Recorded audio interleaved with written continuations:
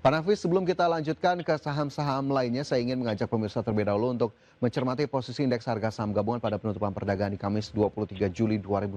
Pemirsa, di mana terpantau pada perdagangan Kamis, indeks harga saham gabungan harus puas berakhir di zona merah dengan melemah 0,3% ke level 6.315. Indeks harga saham gabungan harus berakhir terkoreksi setelah cukup kuat pada perdagangan sesi pertama hingga awal sesi kedua perdagangan di hari ini.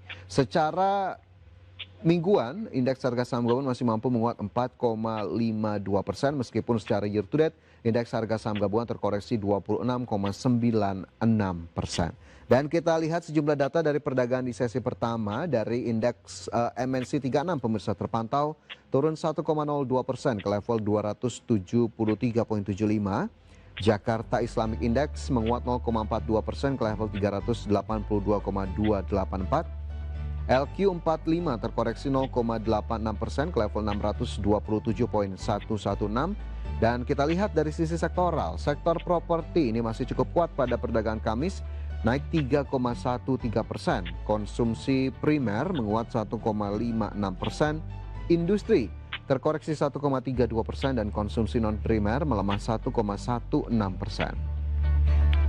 Sementara itu dari top gainers ada Bumi yang menguat ke level Rp183 dengan nilai transaksi yang cukup signifikan Rp2,2 triliun. Dewa lagi-lagi masih dari grup yang sama, naik ke level Rp472. PTRO juga menghijau, naik ke level 4.910 yang juga masuk dalam salah satu tadi saham-saham yang menjadi pendorong. Kemudian cuan naik ke level Rp755.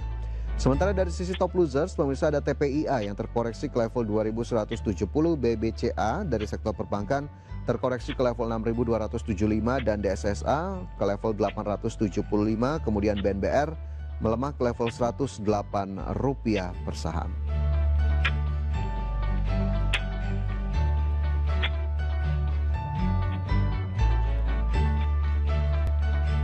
Baik Pak Nafis, mungkin singkat komentar dari posisi penutupan indeks harga saham gabungan pada Kamis yang memang akhirnya harus puas berakhir di zona merah.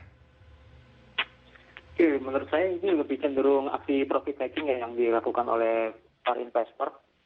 Mengingat dalam beberapa hari terakhir IHSG sudah rally ya cukup tinggi. Bahkan dari awal Juli IHSG sudah naik sekitar 14%. Tentu ini merupakan aksi taking profit yang wajar ya. Oke, masih cukup wajar aksi profit taking terpantau begitu ya sehingga akhirnya IHSG harus berakhir di zona merah. Sekarang saya bergeser mungkin ke sektor lainnya, Pak Nafis, saham-saham perbankan yang memang tadi sempat berada cukup sideways dan bahkan terkoreksi. Kenapa kemudian akhirnya saham-saham perbankan cukup apa kita bisa bilang tidak terlalu signifikan pada perdagangan di hari ini, atau mungkin hanya satu dari sekian saham terutama bank big caps yang memang masih layak untuk kita cermati? Untuk saham-saham big bank dari awal Juli memang sudah tercapai rally ya, dan sebagai driver IHSG itu sendiri, tentu ini merupakan area sideways yang cukup menarik untuk kita simak ya.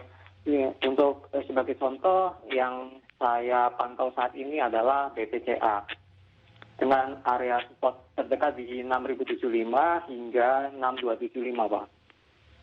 Lalu untuk area resistennya sendiri di 6.625. Oke, area resisten BBCA di 6625, pemirsa. BBCA saat ini bergerak di level 6275 atau terkoreksi 3,46%. Tapi jika ingin masuk atau tambah posisi, ada saran di level berapa nih Pak Nafis untuk BBCA?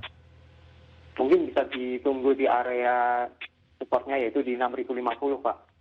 Oke, bisa di level support pemirsa, diperhatikan di level 6.050 untuk BBCA. Mungkin satu saham perbankan big caps lainnya, Pak Nafis, yang juga turut menjadi perhatian dalam beberapa hari terakhir ada BBRI yang memang hari ini kita lihat terkoreksi 0,99% ke level Rp2.990. Untuk BBRI, bagaimana kemudian lajunya sejauh ini? Apakah memang masih cukup sideways atau mungkin ada potensi untuk mengalami penguatan dalam beberapa waktu ke depan? Mungkin sama seperti BBCA ya, yang cenderung sideways dalam beberapa waktu ke depan sambil menunggu earnings mereka.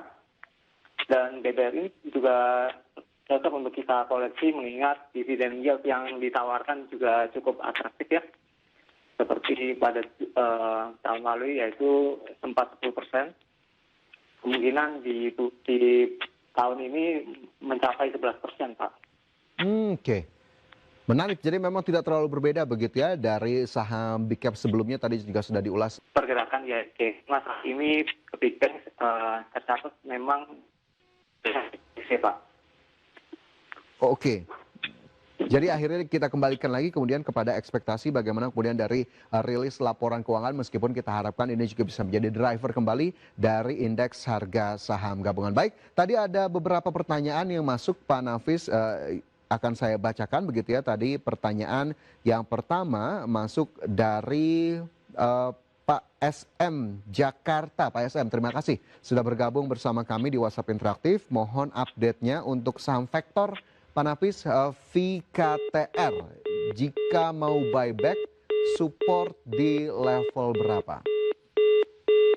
Di 695 hingga 730, sedangkan area resistensi terdekat di 885 hingga 975, Pak. Oke, Vektor jika ingin buyback, level-level yang bisa diperhatikan di level tersebut, Pak SM di Jakarta. Kemudian dari Pak Jason Yohan di Jakarta. Terima kasih Pak Jason sudah bertanya. Ini menanyakan saham obat Pak, OBAT, buy di level 200. Prospek di besok hari seperti apa untuk saham obat?